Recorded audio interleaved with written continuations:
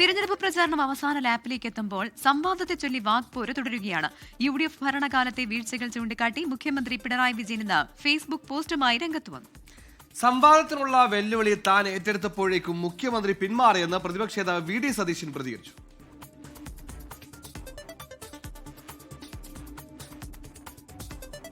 മുഖ്യമന്ത്രിയും പ്രതിപക്ഷ നേതാവും തമ്മിൽ, നേമത്തെ 3 മുന്നണി സ്ഥാനാർത്ഥികളും തമ്മിൽ, തൃത്താലയിൽ MB രാജേഷും VT ബൽറാമും തമ്മിൽ. ഇങ്ങനെ ഈ തെരഞ്ഞെടുപ്പ് കാലത്ത് സംവാദ വെല്ലുവിളി പലയിടത്തും ഉയർന്നെങ്കിലും നേതാക്കൾ മുഖാമുഖം എത്തിയിട്ടില്ല.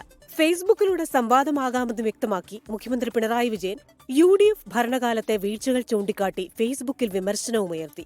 വികസന ചർച്ച ഏത് പ്ലാറ്റ്ഫോമിലുമാകാമെന്ന് മന്ത്രി P. രാജീവ്. അത് സംവാദത്തിന്റെ സ്വഭാവവും പ്ലാറ്റ്ഫോമും എങ്ങനെയാണെന്നുള്ളതാണല്ലോ. സംവാദത്തിലേറെ തർക്കങ്ങളില്ലല്ലോ.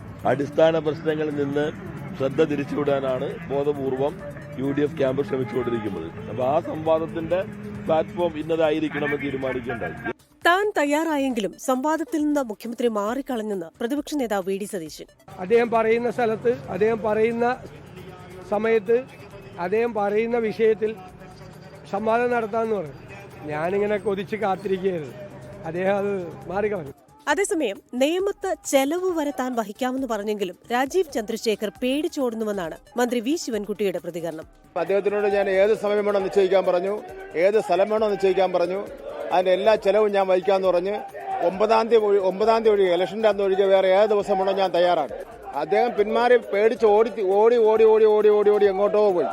വെല്ലുവിളി പലയിടത്തും നേതാക്കൾ നടത്തുന്നുണ്ടെങ്കിലും പ്രചാരണം അവസാനിക്കാൻ ദിവസങ്ങൾ ബാക്കി നിൽക്കെ സംവാദം നടക്കുമോ എന്നതിൽ വ്യക്തതയില്ല.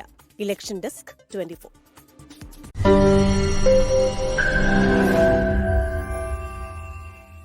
ലോകത്തെവിടെയായാലും ഏത് സമയത്തും 24 വാർത്തകളും ഓഗ്മെന്റഡ് റിയാലിറ്റി പാക്കേജുകളും എക്സ്പ്ലെയിനറുകളും വിശദമായി കാണാൻ ഞങ്ങളുടെ YouTube ചാനൽ നിങ്ങൾക്ക് സബ്സ്ക്രൈബ് ചെയ്യാം.